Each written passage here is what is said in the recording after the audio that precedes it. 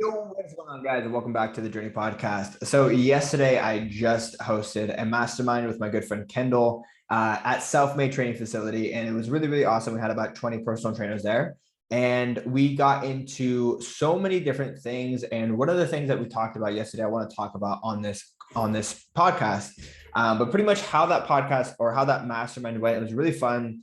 It was honestly one of the most nervous experience I've ever had. Just because I've done in-person events before and I've spoken live before, but this was very different, mainly because of two reasons.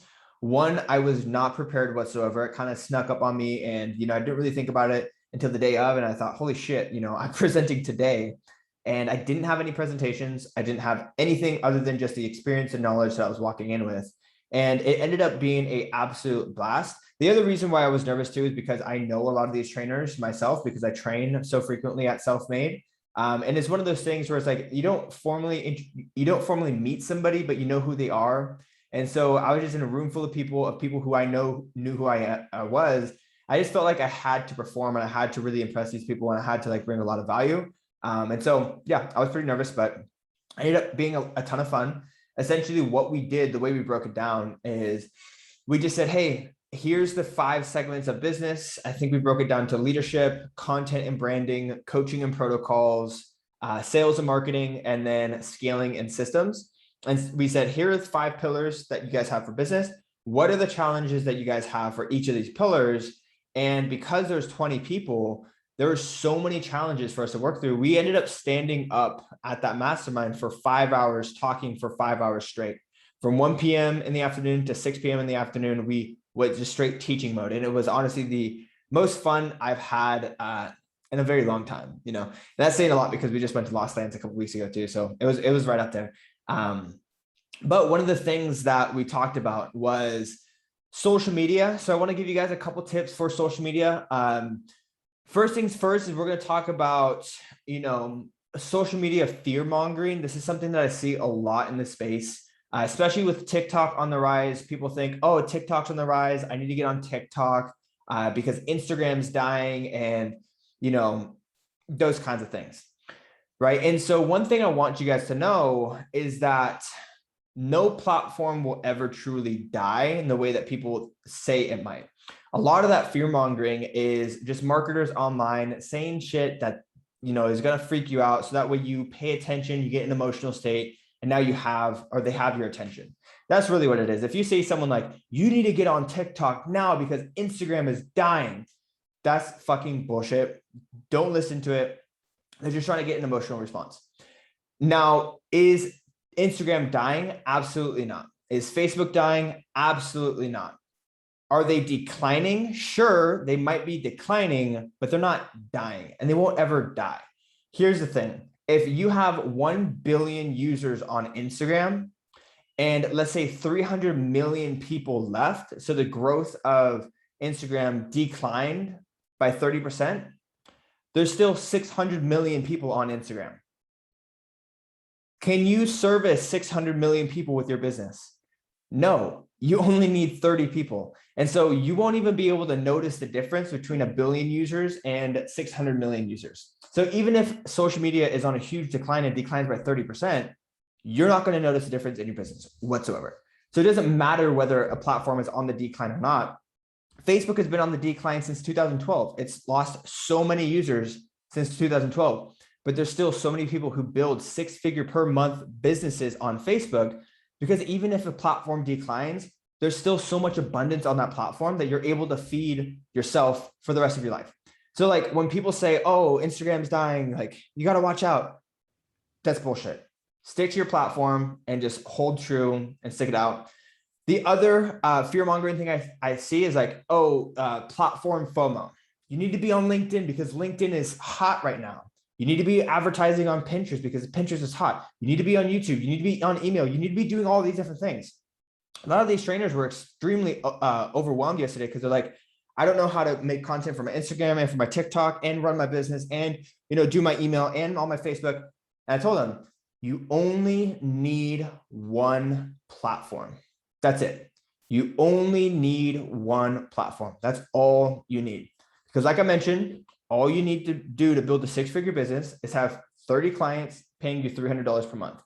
Do you need to be on 6 different platforms to find 30 clients? No, just go deep on one platform and that will serve you forever.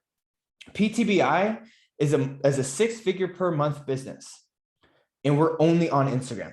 I have a Facebook group that I barely show up into like a couple times a month. I don't post on Facebook. I have this podcast, but like there's no like growth from the podcast.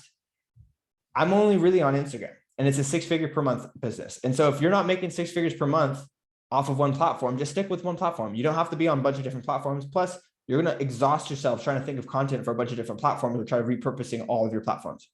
You only need one platform. That was a big question that people had, is how many platforms do you need? What platform should you be on? So you only need one platform. And so go deep on that one platform and be the absolute best on that one platform. And the question is, what platform should you use? I always say the best platform you should use is the one that you spend the most time on, because that's the one you understand the most. That's the one you speak the own language.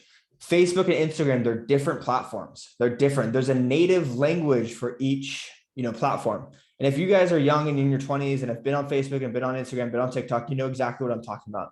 You wouldn't post something on Facebook that you would post on Instagram. It's just different. The language you use is different. The way you post it is different.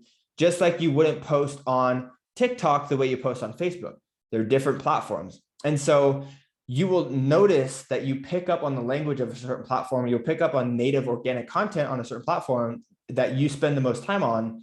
And so if you can deliver native organic content on that platform because you understand the best, that's going to be the best option for you. So what platform should you use? The one you spend the most time on, the one you understand the best. Now, this is the last point that I have for the social media, is when you're running a business, how much personal information should you share, right, about your life? How much of your personal life should you share? This is a hit or miss. So what I said, I'm gonna grab some water real quick. What I said was that on your stories, you want to share 100% of your life. You want to share everything, but there is a rule of thumb. Something that I learned that has always stuck with me is you never want to share something that you're currently going through. If it doesn't have a resolution or doesn't have an ending yet, don't share it, right? So for example, if you're going through a breakup right now, it's a really tough breakup, try to refrain not from sharing anything about the breakup until after there's a resolution and after you've moved on. You only want to speak about events in your life in hindsight when you're able to provide lessons and value.